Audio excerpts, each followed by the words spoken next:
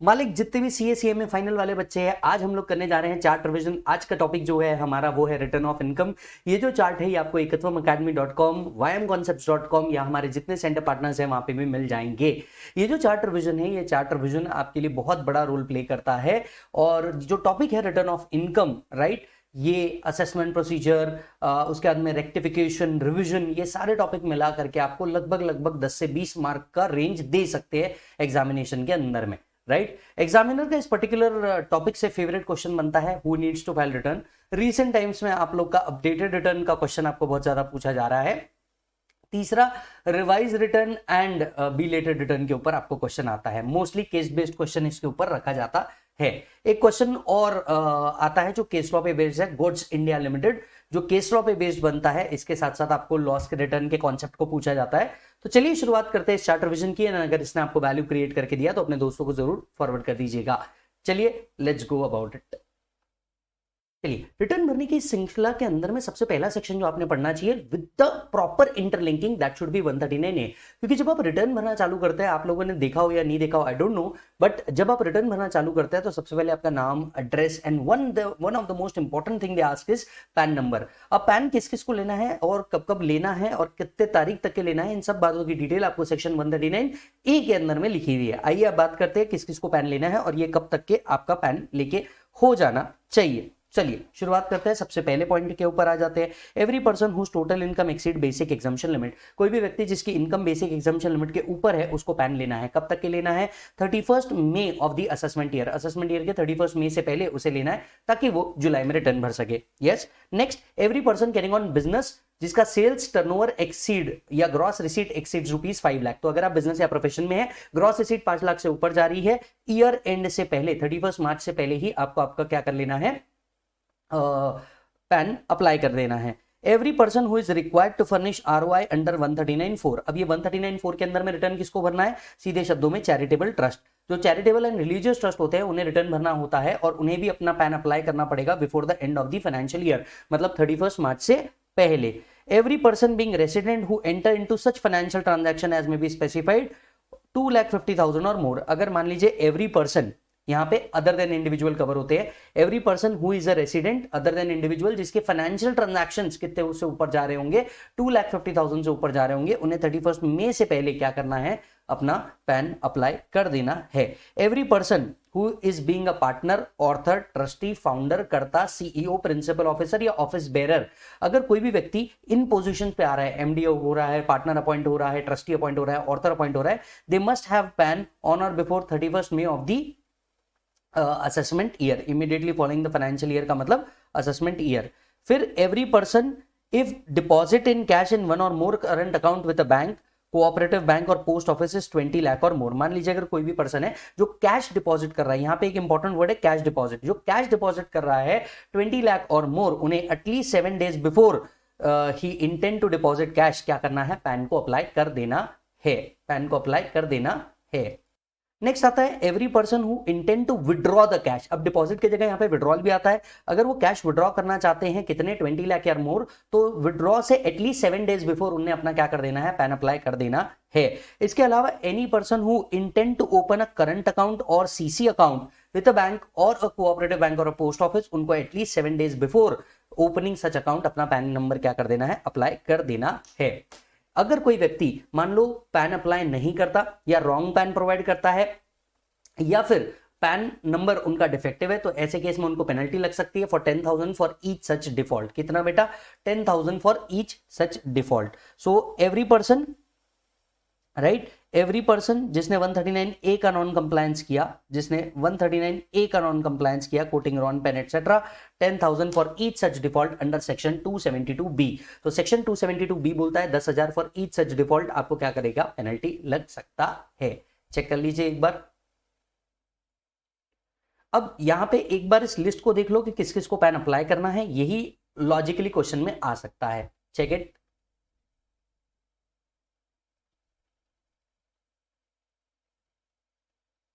चलिए next section की ओर मूव ऑन करते हैं। Next section is 139AA, Aadhaar and PAN. We all know अब हमें ऑप्शन मिल चुका है, अगर आपके पास आधार है तो ठीक है, नहीं तो आप आधार की जगह पैन भी क्या कर सकते हैं, इनपुट दे सकते हैं। Yes, so either it is a pan और ईदर इट इज अ आधार। सबसे पहले बात करते हैं सेक्शन कहां से स्टार्ट होता है। सेक्शन बताता है 1 जुलाई 2017 के बाद you need to have Aadhaar at the time of PAN application and at the time of return filing. So every person who at the time of PAN application or at the time of return filing need to file an Aadhaar number. अब देखिए क्या था, आधार number अगर आपके पास नहीं होता था तो आपको देना होता था एनरोलमेंट आईडी। यहां हम जा रहे हैं अमेंडमेंट के ऊपर, यहां आया है अमेंडमेंट। तो पहले ऐसा था कि मान लीजिए अगर आपके पास आधार नंबर नहीं है तो आप एनरोलमेंट आईडी प्रोवाइड कर दीजिए, यस और नो, राइट। लेकिन 1/10/2024 के बाद इन्होंने एनरोलमेंट आईडी देने का ऑप्शन जो है इसे बंद कर दिया गया है। तो 1/10/2024 के बाद अगर आपके पास आधार नंबर नहीं है तो जो पहले होता था कि आप एनरोलमेंट आईडी दे दो, अब ये एनरोलमेंट आईडी देने का जो पॉइंट है ये अब उन्होंने कर दिया है बंद। So where the person does not possess the Aadhaar number, the enrolment ID of the Aadhaar application shall be quoted while making an application of PAN. However, requirement of quoting enrollment ID has been removed while making a PAN application or filing return on or after 1/10/2024. तो अब ये जो enrollment ID देने का option था इसे हटा दिया गया है, that is the amendment. Yes or no? A person who has been allocated PAN on the basis of enrollment ID of Aadhaar application form filled prior to 1/10/2024 shall intimate his Aadhaar number to such authority. और जिन जिन लोगों ने pan application के time पे आधार enrolment ID को provide किया था उन्हें बस अपना नया क्या करना है, पैन और आधार को लिंक कर देना है। अब बताइए अगर आपने पैन और आधार को लिंक नहीं किया तो क्या हो जाएगा। अगर आपने आधार और पैन को लिंक नहीं किया, इंटीमेट नहीं किया, तो आपका जो पैन है इसे इनऑपरेटिव डिक्लेयर कर दिया जाएगा। ये एक सुप्रीम कोर्ट की रूलिंग के तहत है। पहले यहाँ पे वर्ड होता था इनवैलिड, अब यहाँ पे वर्ड है इनऑपरेटिव। तो आपका पैन क्या कर दिया जाएगा सर, इनऑपरेटिव कर दिया जाएगा। तो sir what was the last date जब आपको पैन और आधार को लिंक करना है। सर पैन और आधार की लास्ट डेट थी लिंकिंग की विदाउट एनी फीस 31 मार्च 2022, राइट। इसके बाद अगर आपने लिंक नहीं किया तो वो आपका जो पैन था वो क्या हो जाता था दोस्त, इनऑपरेटिव हो जाता था, राइट। अच्छा, अगर सर मेरा पैन इनऑपरेटिव हो गया तो क्या मैं उसे वापस से ऑपरेटिव नहीं करवा सकता हूं। अरे बिल्कुल करवा सकते हो, बस पैसा लग जाएगा। एक सेक्शन इंसर्ट किया गया सेक्शन 234H जो कहता था अगर आपका पैन इनऑपरेटिव हो गया और आपको पैन वापस से रीऑपरेटिव करवाना है तो you need to pay a fee of 1000 rupees. So if PAN became inoperative, then he shall be liable for a fees under section 234H not exceeding 1000 at the time of making the intimation. अच्छा, अब sir मैंने क्या पैसे दे दिए मेरा pan तुरंत operative हो जाएगा? The answer is no. The answer is no. अगर आपने फीस पे की तो फीस पे करने के बाद 30 डेज के बाद आपका पैन क्या हो पाएगा, ऑपरेटिव हो पाएगा। So after making the payment of fees PAN would become operative within 30 days from the date of intimation. तो जैसे आप फीस पे करेंगे, इंटीमेट करेंगे, वहां से 30 दिन के अंदर आपका क्या होगा, पैन वापस से ऑपरेटिव होगा। हालांकि रिटर्न भरते वक्त राइट कुछ लोगों के पास आधार नहीं है तो भी चलेगा। मतलब इन 4 लोगों के लिए रिटर्न भरते वक्त आपके पास आधार नहीं भी है तो भी चल जाएगा। कौन से 4 लोग हैं? पहला है नॉन रेसिडेंट, इनको आधार मिलता ही नहीं। दूसरा है नॉन सिटीजन, इनको भी आधार नहीं मिलता। तीसरा person residing in Assam, Meghalaya, Jammu Kashmir, इनके पास पैन नहीं है, सॉरी इनके पास आधार नहीं है तो भी ये लोग रिटर्न फाइल कर पाएंगे। एंड चौथा पर्सन हुज एज इज 80 और अबव, इनके पास आधार नहीं है तो भी पैन भर पाएंगे। वैसे भी देखिए रिसेंटली जो रिटर्न्स है ना, इसमें या तो आपको पैन देना है या तो आधार देना है। हालांकि दोनों को इंटरलिंक करना बहुत जरूरी है, पर आप दोनों में से कोई भी एक भी दोगे तो भी चल जाएगा। ये जो हमने ऊपर पढ़ा वापस से वही रूल वापस रिपीटेड है कि अगर आपने 31 मार्च 2022 तक के नहीं किया तो आपको 234H के हिसाब से 1000 रुपए का फीस लगेगा और उसके 30 दिन के अंदर में आपका क्या होगा, ऑपरेटिव होगा। ये रूल वापस से वही लिखा हुआ है। आपको कुछ पूछा जा सकता है तो वो है ये कि भैया अगर आपका पैन इनऑपरेटिव हुआ उस टाइम पे कॉन्सिक्वेंसेस क्या है। तो मुझे ऐसा लगता है इस पार्ट को इंपॉर्टेंट मार्क करो कि जब भी आपका पैन जो है वो इनऑपरेटिव होगा तो उसके कॉन्सिक्वेंसेस क्या है। पहला consequences, no refund of any amount of tax will be given to you. तो पहली चीज, अगर आपको इनकम टैक्स डिपार्टमेंट से कोई रिफंड आना है तो वो रिफंड को नहीं दिया जाएगा जब आपका पैन इनऑपरेटिव हुआ। दूसरा, अगर आपके इस रिफंड के ऊपर कोई इंटरेस्ट ड्यू है वो भी आपको नहीं मिलेगा। मतलब रिफंड के ऊपर अगर कोई इंटरेस्ट ड्यू है ये भी आपको मिलने वाला नहीं है, बराबर है। तीसरा, टीडीएस जो है वो हायर रेट से डिडक्ट होगा। TDS will be deducted at higher rate, TCS will be collected at higher rate. ऐसे पर्सन का टीडीएस टीसीएस जो है ये हायर रेट पे कलेक्ट होगा। तो कम ऑन, 4 कॉन्सिक्वेंसेस है अगर आपका पैन इनऑपरेटिव हो गया तो। आपके 4 कॉन्सिक्वेंसेस है, पहला आपको रिफंड इशू नहीं होगा, दूसरा इस रिफंड पे इंटरेस्ट इशू नहीं होगा, तीसरा टीडीएस और टीसीएस जो है ये हायर रेट पे कट होगा as per section 206AA and 206CC। ये हमने टीडीएस के चार्ट में भी पढ़ा है, आप टीडीएस के चार्ट में इसको इंटरलिंक करेंगे। यस, तो एग्जाम पॉइंट ऑफ व्यू से आपको क्या क्या याद रखना है। मुझे पर्टिकुलरली ऐसा लगता है 234H को याद रखो कि 1000 रुपए का फीस लगेगा। दूसरा, डेट याद रखो कि कितने दिन में रीऑपरेटिव होता है, दैट इज 30 डेज। तीसरा, ये कॉन्सिक्वेंसेज याद रखो कि ये कॉन्सिक्वेंसेज है, ये कॉन्सिक्वेंसेज आपको पूछे जा सकते हैं, राइट। चलिए चेक कर लीजिए।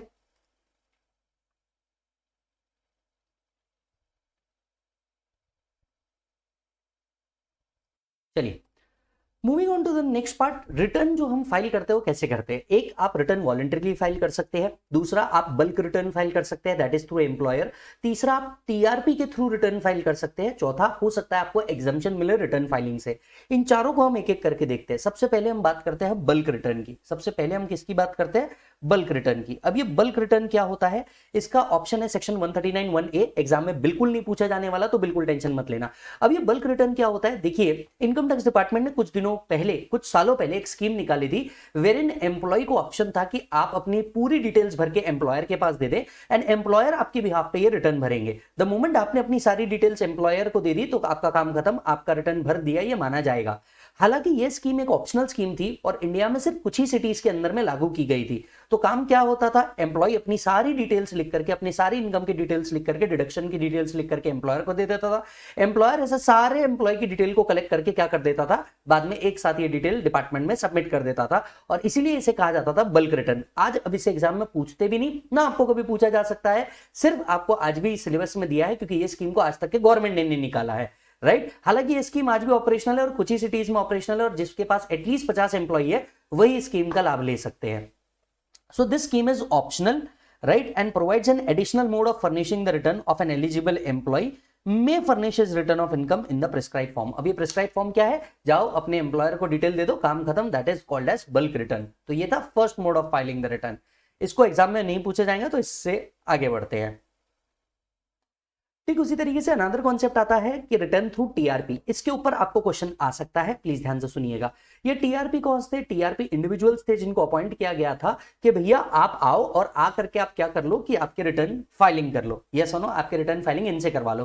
क्योंकि क्या थे, देन जो लोग थे वो कहते थे कि ये जो चार्टर्ड अकाउंटेंट्स एंड सीएमए लोग हैं ना, ये बहुत लूटते हैं। हाँ तुम लूटते हो और मैं तो कहता हूं कि हाँ लूटना ही चाहिए भैया। इतने साल आपने स्लॉक किया है, आपने अपनी छुट्टी गवाई, आपने अपनी मेहनत करी, आपने अपने रिलेटिव्स की शादी छोड़ी है, आपने मेजर फंक्शन छोड़े हैं, आपने मेजर हॉलीडेज के दिन भी एग्जाम का प्रिपरेशन किया है, तो आपने तो थोड़ा बहुत लूटना ही चाहिए, इसमें कहीं गलत नहीं है। तो लोग ऐसा कहते थे कि ये जो लोग होते हैं ना ये बड़ा लूटते हैं और हमें कोई ऑल्टरनेटिव मोड चाहिए कि हम सीए के पास ना जाके किसी दूसरे व्यक्ति के पास जाएं जो हमारा रिटर्न भर दे। देन कांग्रेस गवर्नमेंट थी और उन्होंने, देखिए गवर्नमेंट को तो हर एक की बात समझ करके हर एक के लिए करना पड़ता है, तो उन्होंने टीआरपी स्कीम निकाली थी। अब ये जो टीआरपी स्कीम थी जिसके तहत क्या होता था, इन लोगों को इनकम टैक्स डिपार्टमेंट का ही एक पार्ट बनाया गया था। यहां पे लोग इनके पास जा सकते थे, अपनी इंफॉर्मेशन दे सकते थे और टीआरपी फिर इनका क्या करता था, रिटर्न सबमिशन कर देता था डिपार्टमेंट के अंदर में।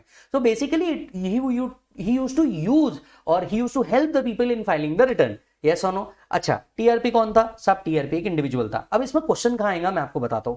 आपको क्वेश्चन ना जेन्युइनली ये थर्ड पार्ट पे आएगा। देखिए no if no but only cut to cut की अगर मैं बात करूं ना, क्वेश्चन इसके ऊपर आएगा, राइट, या तो फिर क्वेश्चन इधर आएगा, हु कैनॉट बी टीआरपी। अब देखिए ये गजब बात है, टीआरपी कौन नहीं बन सकता, एक चार्टर्ड अकाउंटेंट टीआरपी नहीं बन सकता, राइट, एक चार्टर्ड अकाउंटेंट टीआरपी नहीं बन सकता, कोई लीगल प्रैक्टिशनर टीआरपी नहीं बन सकता। तो अगर कोई लीगल प्रैक्टिशनर है साहब तो वो टीआरपी नहीं बन पाएगा। स्पेसिफाइड क्लास और क्लासेस ऑफ एम्प्लॉय, अगर कोई एम्प्लॉय है स्पेसिफाइड क्लास और क्लासेस ऑफ पर्सन का, तो वो भी टीआरपी नहीं बन सकता। इसमें अब तक के एक ही लाया था, शेड्यूल बैंक का एम्प्लॉय, वो टीआरपी नहीं बन सकता। ठीक है, कौन कौन से रिटर्न टीआरपी नहीं भर सकता, ऑलमोस्ट सारे रिटर्न टीआरपी भर सकता है एक्सेप्ट दिस 3। और क्वेश्चन यहां आएगा जेन्युइनली, ठीक है सर, कौन से रिटर्न टीआरपी नहीं भर सकता। पहला, अगर कोई व्यक्ति टैक्स ऑडिट के अंदर में कवर है तो उसके रिटर्न टीआरपी नहीं भर सकता। तो कोई पर्सन अगर टैक्स ऑडिट के अंदर में कवर है उसके रिटर्न टीआरपी नहीं भरेगा। दूसरा, अगर ओरिजिनल रिटर्न टीआरपी ने नहीं भरा तो रिवाइज रिटर्न टीआरपी नहीं भर सकता। So revise return if original return is not made by TRP.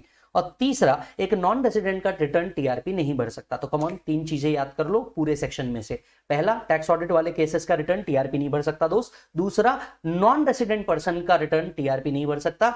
तीसरा, अगर ओरिजिनल रिटर्न टीआरपी ने नहीं भरा तो रिवाइज रिटर्न टीआरपी नहीं भर सकता। Are you getting the point? Yes. तो ये 3 पॉइंट को जल्दी से एक बार रिवाइज कर लेना, काम खत्म।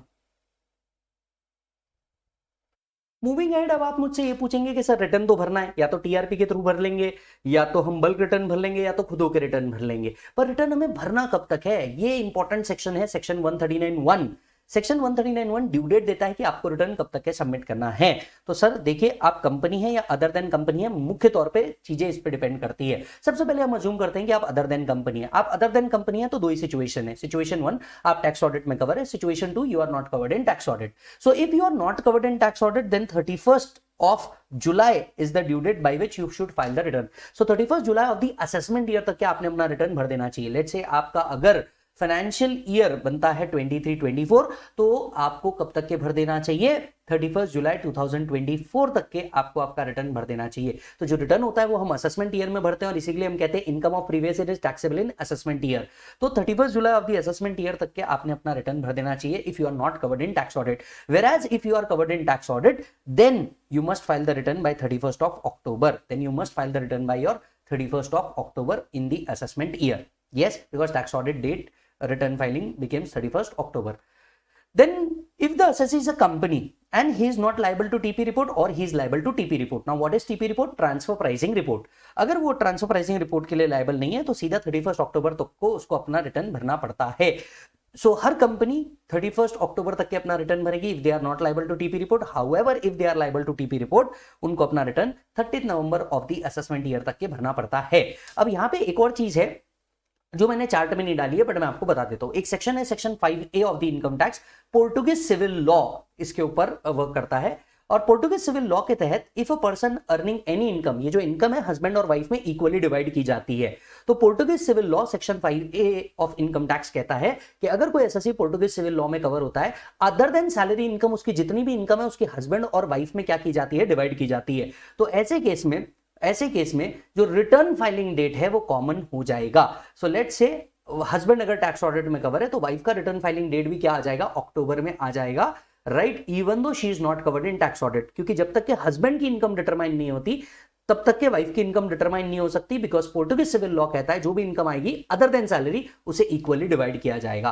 तो हस्बैंड का डेट अगर अक्टूबर बनता है तो फिर वाइफ का भी डेट क्या बनेगा? अक्टूबर बनेगा, if Portuguese civil law is applicable. हालांकि ये बहुत लिमिटेड पॉइंट है, इसीलिए एग्जामिनर इसको बहुत रिस्ट्रिक्ट करता है, शायद ही पूछता है। तो मेनली आपको डेट याद रखनी है, या तो 31 July if there is no tax audit, if there is tax audit 31 October, and if transfer pricing report is applicable 30 November. 3 date याद रखो, गेम ओवर। यस, चेक करो द चार्ट।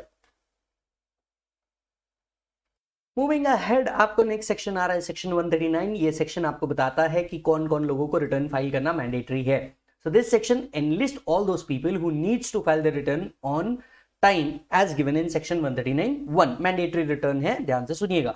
पहला, हर फर्म या कंपनी प्रॉफिट में हो, loss में हो, फर्म प्रॉफिट में हो, लॉस में हो, doesn't matter, you need to file return. Second, every person other than company or firm if his total income exceeds basic exemption limit. तो कोई भी अदर पर्सन, फर्म या कंपनी को छोड़ करके जिनकी total income basic exemption limit से ऊपर है। अब यहां पे बेसिक एग्जम्पशन लिमिट का मतलब क्या है? अगर हम ओल्ड स्कीम की बात कर रहे हैं तो 2.5 लाख, अगर हम न्यू स्कीम की बात कर रहे हैं तो 3 lakh, as the case may be. अगर उससे ऊपर है आपको रिटर्न फाइल करना मैंडेटरी है। Next, every person being a resident other than not ordinarily resident who is a beneficiary of any assets including financial asset or beneficial owner of any asset or signing authority outside India. अगर कोई व्यक्ति ROR है जिसकी कोई asset या signing authority outside India है, भले ही India में उसकी इनकम बेसिक एग्जम्पशन लिमिट के ऊपर हो या ना हो, उसे रिटर्न फाइल करना पड़ेगा। तो अज्यूम कर लीजिए विजय का ROR है और विजय का let's say bank account foreign के अंदर में है, तो Vijay has a signing authority outside India. अब विजय की इंडिया में इनकम बेसिक एग्जम्पशन लिमिट से ऊपर हो या ना हो, विजय को इंडिया में रिटर्न भरना ही पड़ेगा। ठीक उसी तरीके से अगर मान लीजिए विजय के फाइनेंशियल एसेट्स आउटसाइड इंडिया है, लेट्स से विजय ने फॉरेन कंपनी के शेयर्स लेके रखा है, विजय ने टेस्ला के शेयर्स लेके रखा है, तो विजय की इनकम इंडिया में भले बेसिक एग्जम्पशन लिमिट से ऊपर ना हो एंड विजय ROR है, तो भी विजय को अपनी क्या लेनी पड़ेगी? रिटर्न फाइल करनी पड़ेगी। Yes or no, right. Next, individually HUF, AOP, BOI, AJP को कब रिटर्न भरना है? किसी भी individual HUF, AOP, BOI, AJP को रिटर्न भरना है अगर उनकी total income before claiming deduction under chapter 6A and exemption under the 54 series exceeds basic exemption limit. मतलब 54 की सीरीज में एग्जम्पशन क्लेम करने से पहले या चैप्टर 6A में एग्जम्पशन क्लेम करने से पहले अगर उनकी इनकम बेसिक एग्जम्पशन लिमिट से ऊपर है तो उनको क्या करना है? रिटर्न फाइल करना है। Yes, so if the total income or total income of other person in respect of which he is assessable without claiming deduction under section 10, 10A, 10B, 10BA, 54, 54B, 54D, EC, F, G, H, A, GB, 80C to 80U exceeds maximum amount which is not chargeable to tax। तो मान लीजिए capital gain आ रहा है 5 लाख, आपने 54 में exemption claim कर लिया 5 लाख, तो अब बताइए क्या आपको एग्जम्पशन मिलेगा? द आंसर इज, क्या आपको रिटर्न भरना है? The answer is yes. भले ही आपने पूरा 5 लाख का एग्जम्पशन क्लेम कर लिया, आपकी टोटल इनकम जीरो हो गई, लेकिन income before claiming exemption under 54 तो क्या बेसिक एग्जम्पशन लिमिट के ऊपर थी? हाँ, आपको रिटर्न फाइल करना है। Next, any other person other than firm or company who has deposited in one or more current account exceeding rupees 1 crore in a bank or cooperative in a particular year। yes, यहां पे जो year है इसको oblique करके year करना है ना। अगर आपने करंट अकाउंट में एक या एक से ज्यादा किसी भी बैंकिंग कंपनी के साथ जो मेंटेन हो रहा है उसमें डिपॉजिट हुआ है 1 करोड़ से ऊपर।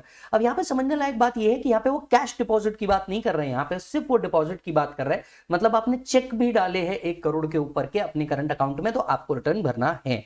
दूसरा, has incurred on the foreign travel 2 lakh in aggregate for himself और एनी अदर पर्सन।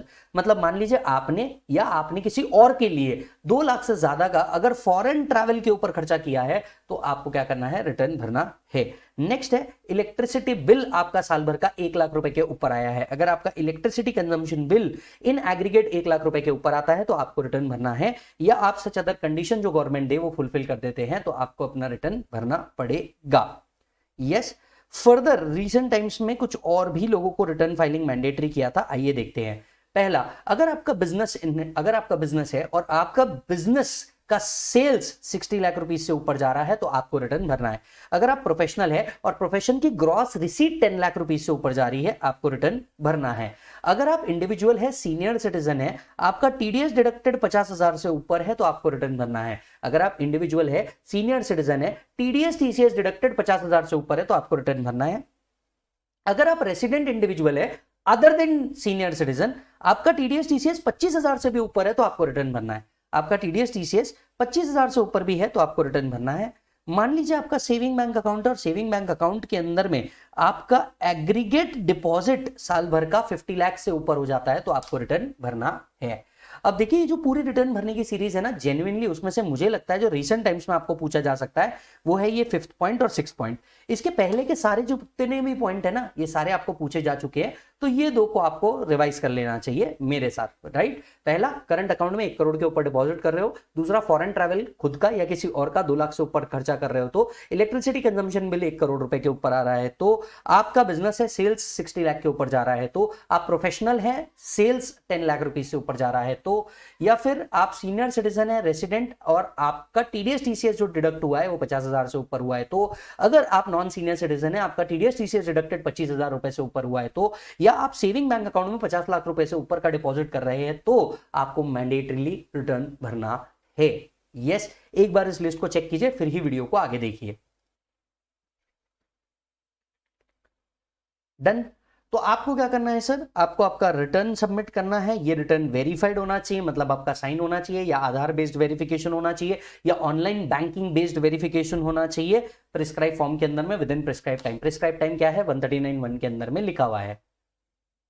तो ये वो लोग हो गए जिन लोगों को क्या करना है? रिटर्न भरना है, मैंडेटरीली रिटर्न भरना है। क्या इतनी ही लिस्ट है? नहीं, लिस्ट और भी बड़ी है, ये सिर्फ सेक्शन 139 के अंदर में मेंशन्ड है। यस। तो आगे बढ़ने से पहले एक बार इस लिस्ट को शांति से पढ़ना और फिर ही आगे का वीडियो कंटिन्यू करना, तब तक कि आप वीडियो को पॉज कर सकते हो। मूविंग अहेड, हमें और किससे रिटर्न भरवाने हैं? सेक्शन आता है section 139(4)(a। Section 139(4)(a) says a charitable or religious trust or any institution which is covered under Section 11 or who is taking exemption under Section 11, if the income before claiming the exemption, if the income of a charitable or religious trust before claiming the exemption under Section 11 and 12 exceed basic exemption limit, तो अगर charitable और religious trust exemption claim करने से पहले अगर उनकी income basic exemption limit के ऊपर जाती है तो इन्हें रिटर्न भरना मैंडेटरी है। क्या आप जानते हैं चैरिटेबल और रिलीजियस ट्रस्ट को अपना रिटर्न भरना मैंडेटरी है उनकी इनकम बेसिक एग्जम्पशन लिमिट के ऊपर गई तो? फर्दर, अगर इनकम बेसिक एग्जम्पशन लिमिट के ऊपर गई तो उनको ऑडिट करवाना भी मैंडेटरी हो जाता है। तो क्योंकि रिटर्न और ऑडिट दोनों मैंडेटरी हो जाता है, मतलब इनकी ड्यू डेट क्या आती है रिटर्न भरने की? 31 अक्टूबर इनकी डेट आ जाती होगी। Are you getting the point? Yes. तो चलिए देखिए, if the total income without giving effect to the provision of section 11 and 12 exceeds basic exemption limit, that trust shall file return of income. तो mandatory हो जाता है audit भी अगर इनका रिटर्न अगर इनकी इनकम बेसिक एग्जाम्पशन लिमिट से ऊपर है तो। अगर ऐसा होता है तो ड्यू डेट ऑफ फाइलिंग कितनी हो जाएगी, 31 अक्टूबर हो जाएगी। अगर इसका कंप्लायंस सही टाइम पे नहीं किया तो 100 रुपीज फॉर एवरी डे की क्या लगती है penalty as per section 272A। Yes or no, साथ साथ में फीस भी एप्लीकेबल हो जाएगी। तो ये था आपका सेक्शन 139(4)A, जहां पे चैरिटेबल और रिलीजियस ट्रस्ट को रिटर्न भरना जरूरी है अगर उनकी इनकम एग्जाम्पशन क्लेम करने से पहले बेसिक एग्जाम्पशन लिमिट से ऊपर चली गई तो। देन आता है next section, section 139(4)B, return of a political party. क्या आप जानते हैं पॉलिटिकल पार्टी जो होती है इसकी इनकम एग्जम्प्ट होती है सेक्शन 13A के अंदर में। अगर ये एग्जम्पशन क्लेम करने से पहले पॉलिटिकल पार्टी की इनकम बेसिक एग्जम्पशन लिमिट से ऊपर है तो political party needs to file return of income. So if the political party's total income before claiming exemption under 13A exceeds basic exemption limit, they must file return of income. हर political party को audit mandatory होता है, मतलब political party का return भरने की date by default में क्या बन जाती है, 31 अक्टूबर। So if the total income without giving effect to the provision of 13A exceeds basic exemption limit, then PP, that is political party, is required to file ROI. Audit is mandatory and that's why the due date for filing ROI will be 31st of October. Yes, check it. Further moving, section 139(4)C. देखिए hospital, medical institutions, other institutions, इनको exemption से under the various categories under section 10, if they are claiming exemption under the respective section of section 10 and income before claiming such exemption exceed basic exemption limit, they must file ROI. अब इसमें से बहुत सारे organisation को tax audit applicable है और बहुत सारे ऑर्गेनाइजेशन को टैक्स ऑडिट एप्लीकेबल नहीं भी है, तो अकॉर्डिंगली जुलाई अक्टूबर कोई भी डेट बन सकती है रिटर्न फाइलिंग की। Yes, so if specified entity like hospital, medical institution etcetera, अब आप बैरक पढ़ेंगे तो यहाँ पे बहुत सारे सेक्शन लिखे हैं, वो सब मैंने कट कर दिए। जो क्लेम कर रहा है एग्जम्पशन अंडर सेक्शन 10 मैंने सिर्फ इतना लिखा है। So if the total income without giving the effect to the provision of section 10 exceeds basic exemption limit, then these entities are required to file ROI. Due dates can either be 31 July or October depending upon आप tax audit के अंदर में है या नहीं है, but अगर इसका नॉन कंप्लायंस हुआ 100 रुपीज फॉर एवरी डे आपको पेनल्टी जरूर लगेगी। यस, ये एग्जाम में नहीं पूछता है। देखो 139(4)A, 4B, 4C, इन तीनों में से अगर एग्जाम में कुछ पूछता है तो वो 4A है जो पूछा जाता है। यस, चलिए then moving on 4D and 4E, ऐसे दो सेक्शन है। 4D में ऐसी यूनिवर्सिटी, कॉलेज और इंस्टीट्यूशन कवर होते हैं who are claiming exemption under section 35 scientific research. तो अगर कोई यूनिवर्सिटी, कॉलेज या इंस्टीट्यूशन है जो साइंटिफिक रिसर्च का एग्जम्पशन क्लेम कर रहे हैं सेक्शन 35 में, इनको अपने रिटर्न क्लेम करने, इनको अपना रिटर्न फाइल करना है मैंडेटरीली, चाहे प्रॉफिट हो या लॉस हो। So all the above who are approved as per section 35, ROI is mandatory. एक और सेक्शन आता है section 139(4)E, business trust. Every business trust that is REIT and InvIT must file ROI, चाहे profit हो चाहे loss हो। तो रीट या इनविट जो दोनों बिजनेस ट्रस्ट होते हैं, रियल एस्टेट इन्वेस्टमेंट ट्रस्ट या infrastructure investment trust, REIT and InvIT इस तरीके से नाम होता है, तो इनको मैंडेटरीली रिटर्न भरना है, चाहे प्रॉफिट हो चाहे लॉस हो, डजंट मैटर। साथ ही साथ में आप एक और यहां पे लिख सकते हैं सेक्शन 139(4)F, इन्वेस्टमेंट फंड, जिनको हम AIF भी कहते हैं, उनके लिए भी ROI मैंडेटरी है। तो सेक्शन 139(4)F इन्वेस्टमेंट फंड, इनके लिए भी ROI क्या है बेटा, मैंडेटरी है, ये भी आप लिख लीजिए।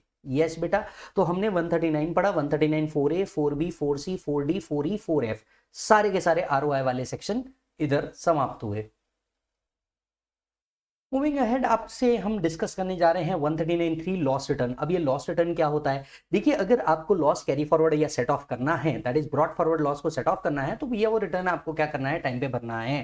सो in order to carry forward the loss, the return for the year of loss is mandatory. मेरी इस लाइन को बड़े ध्यान से सुनिएगा। In order to carry forward the loss, the year in which the loss has been incurred, उसका return भरना क्या है बेटा, मैंडेटरी है। दूसरी बात क्या कर देते हैं, ये समझ लीजिए, 3 लॉस कैरी फॉरवर्ड नहीं हो पाएंगे if you have not filed the return on time.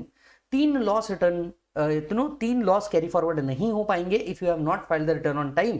PGBP, capital gain, loss from owning and maintaining horse races, ये तीनों लॉस कैरी फॉरवर्ड नहीं हो पाएंगे अगर आपने रिटर्न टाइम पे फाइल नहीं किया।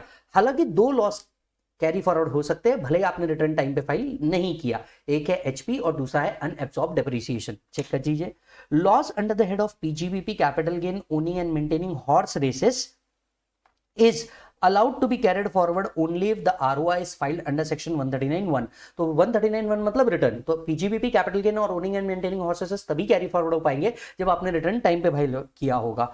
However, two losses can be carried forward even if ROI is not filed on time। अगर आपने टाइम पे फाइल नहीं किया तो भी दो लॉस कैरी फॉरवर्ड हो सकते हैं, that is unabsorbed depreciation and HP. ये दो रिटर्न आपके कैरी फॉरवर्ड हो सकते हैं, ये दो लॉस आपके कैरी फॉरवर्ड हो सकते हैं, भले आपने रिटर्न टाइम पे नहीं भरा, पर बचे हुए PGBP, capital gain and horse race loss को कैरी फॉरवर्ड करना है तो आपको रिटर्न टाइम पे भरना जरूरी है। टाइम मतलब क्या, या तो जुलाई या तो अक्टूबर। Checkout.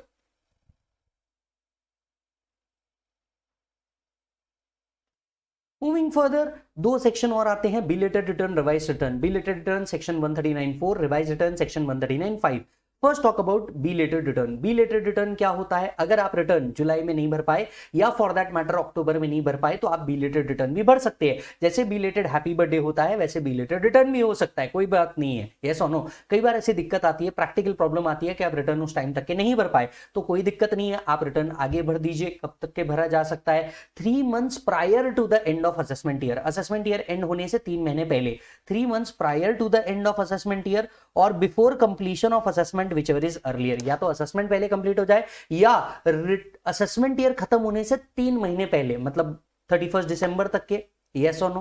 So any person who has not furnished the return within the time allowed under 139(1) or 142(1) may furnish his belated return as under 3 months prior to the end of assessment year or before completion of assessment, whichever is earlier. Whichever is earlier.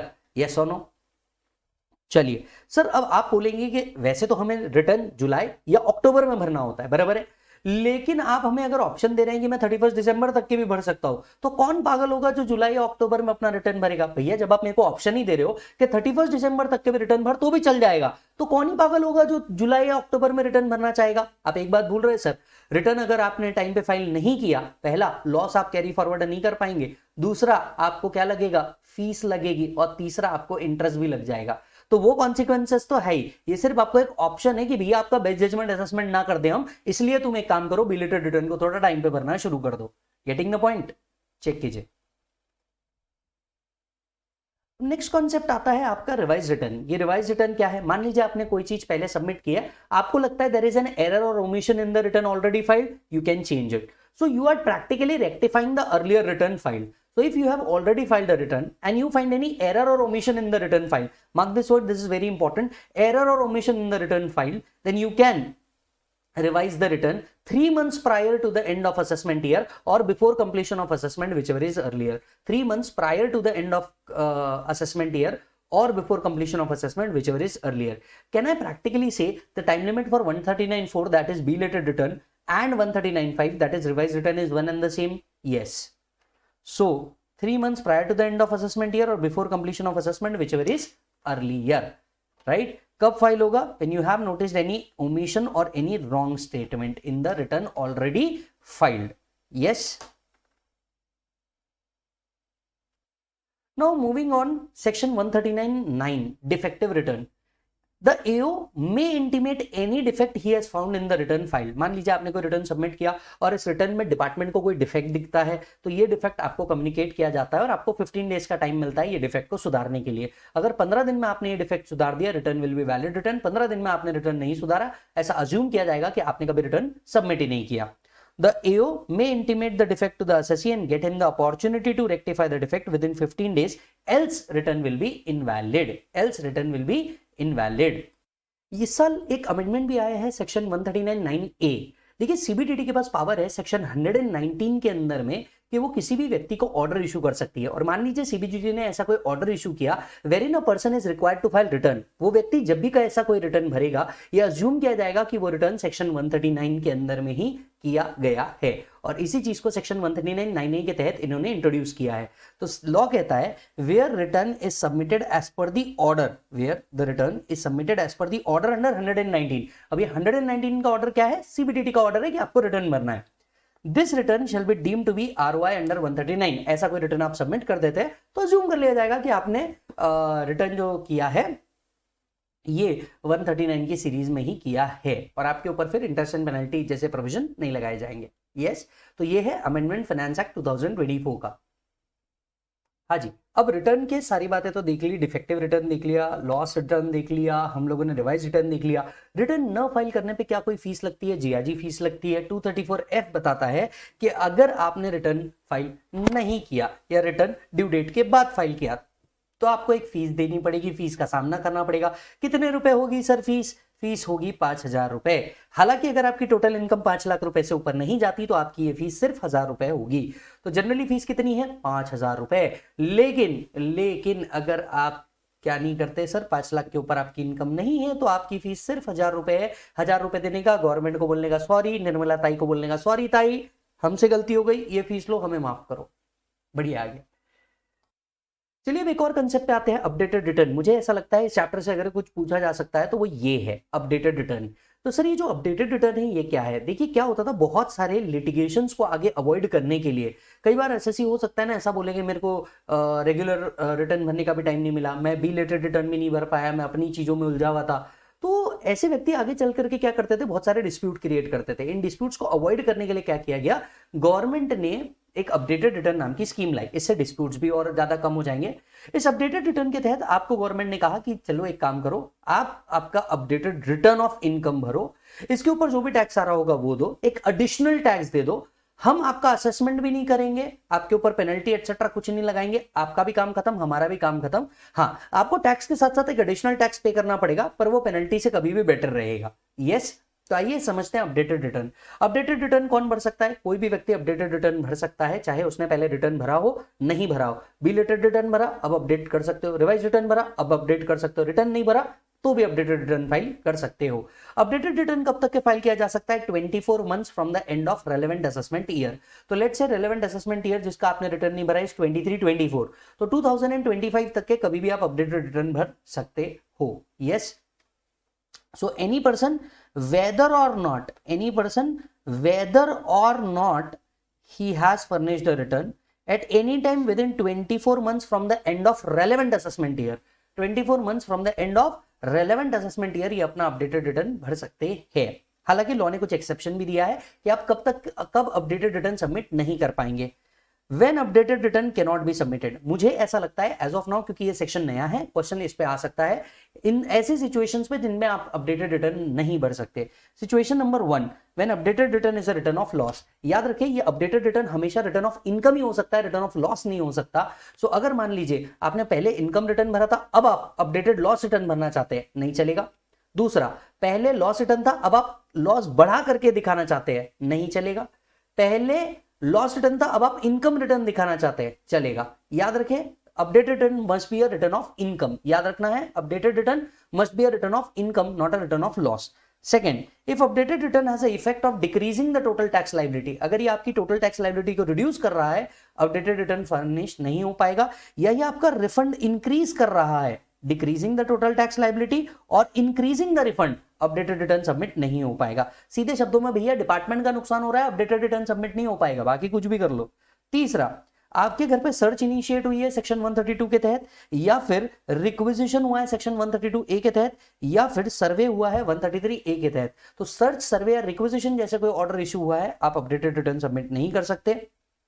Next, a notice has been issued to effect that any money, jewelry has been seized or requisitioned in case of other person but belong to SSC। मान लीजिए red किसी और क्या हुई है, search किसी और क्या हुई है, रिक्विजिशन किसी और क्या हुआ है, बट एओ श्योर है कि ये आपको बिलोंग करता है, तो आप अपने ईयर का अपडेटेड रिटर्न सबमिट नहीं कर सकते। यस, अगर किसी पर्टिकुलर ईयर का अपडेटेड रिटर्न ऑलरेडी सबमिटेड है तो भी आप वापस से अपडेटेड रिटर्न नहीं भर सकते। मतलब अगर एक पर्टिकुलर ईयर का अपडेटेड रिटर्न हो चुका है तो दोबारा उस ईयर का अपडेटेड रिटर्न फाइल नहीं हो सकता।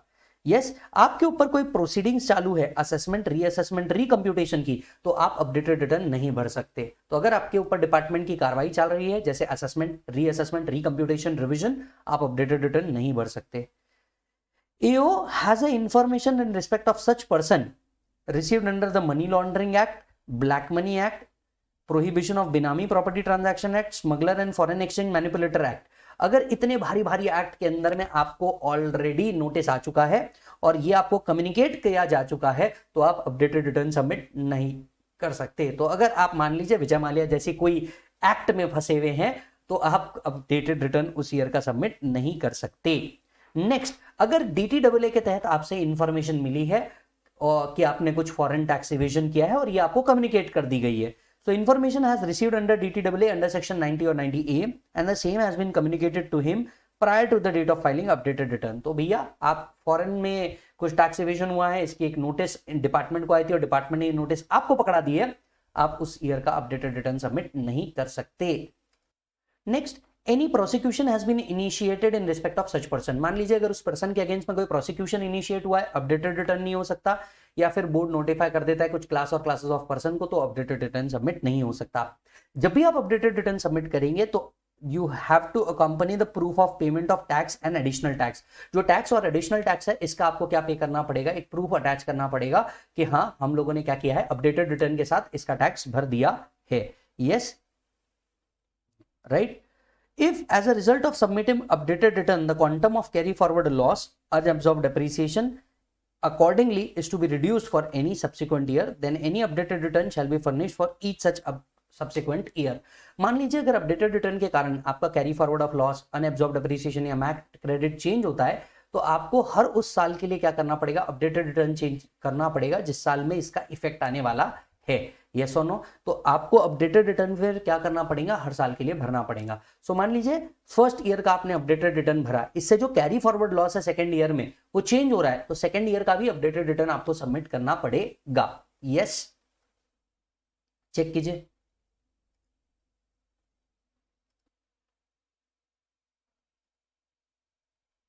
डन.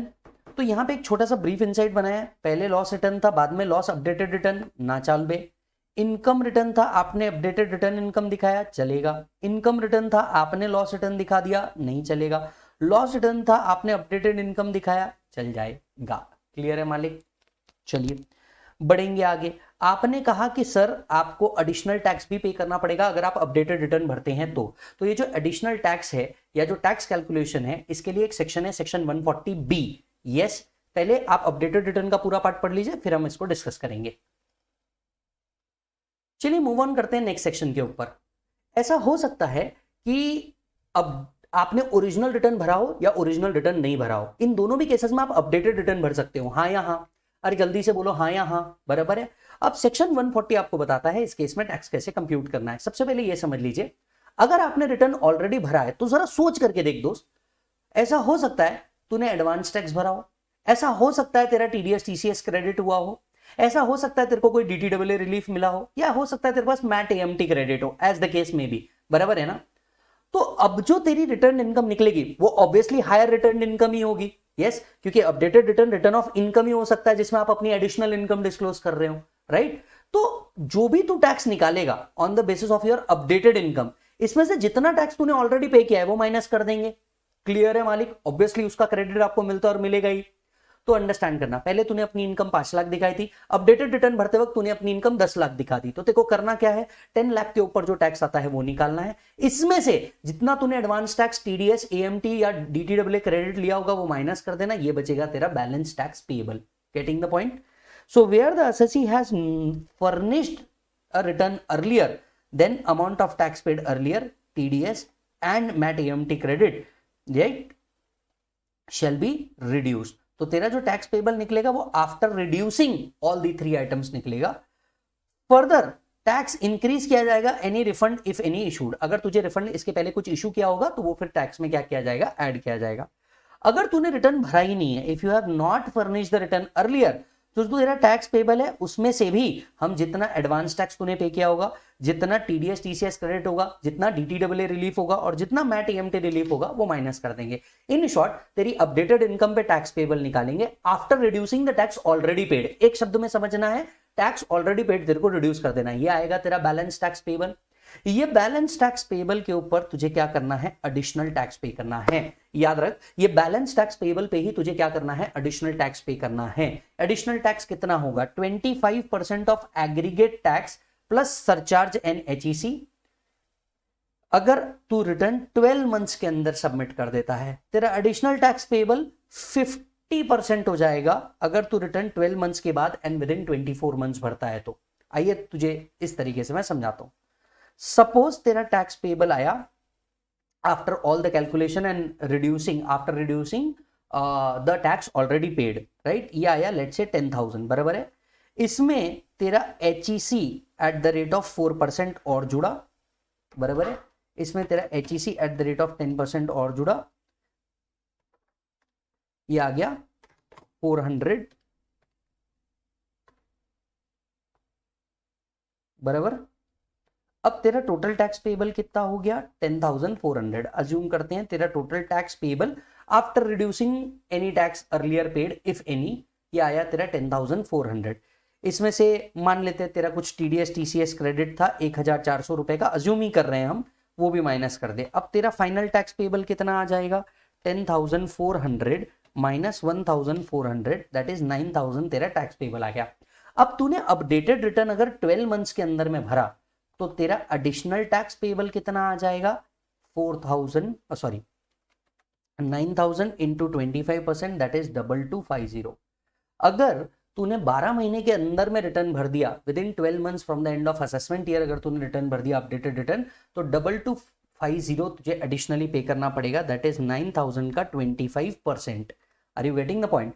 अगर तूने विद इन 24 मंथ्स भरा तो 9,000 का 50% तुझे क्या करना होगा, देना होगा, that is 4,500 rupees in the form of additional tax.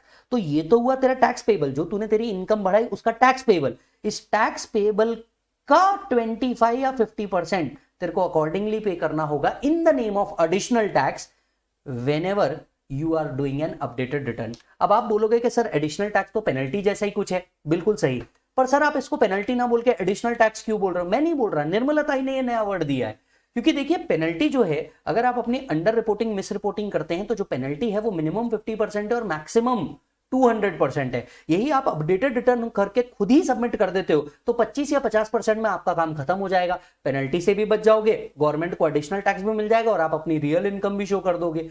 यहां पे बहुत सारा टाइम भी बचेगा डिपार्टमेंट का भी, क्योंकि वो इतनी आपकी इनकम ढूंढते बैठेंगे, और आपका भी टाइम बचेगा लिटिगेशन का, AO के पास जाने का, बार बार उसको एक्सप्लेनेशन देने का। तो updated return seems to be a very good option जिन लोगों को आगे फ्यूचर में क्या अवॉइड करना है, लिटिगेशंस अवॉइड करने हैं। तो जो भी आपका टैक्स पेबल है उसका 25% या 50% डिपेंडिंग अपॉन आप कितने जल्दी अपना अपडेटेड रिटर्न सबमिट करते हैं।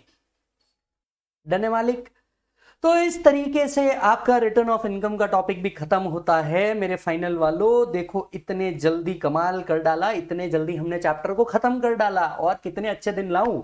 अब आपको क्या करना चाहिए, क्लास के अंदर में रेगुलर और फास्ट ट्रैक के अंदर में हमने जो क्वेश्चन किए उसको एक बार रिवाइज करना चाहिए। MRP क्वेश्चन बैंक जो मैंने आपको दिया है जिसमें MTP RTP और पास्ट रिविजन पेपर्स है, इसका आप एक बार देख लो, जिसमें पास्ट एग्जाम के सारे क्वेश्चन कवर करके रखे हम लोगों ने।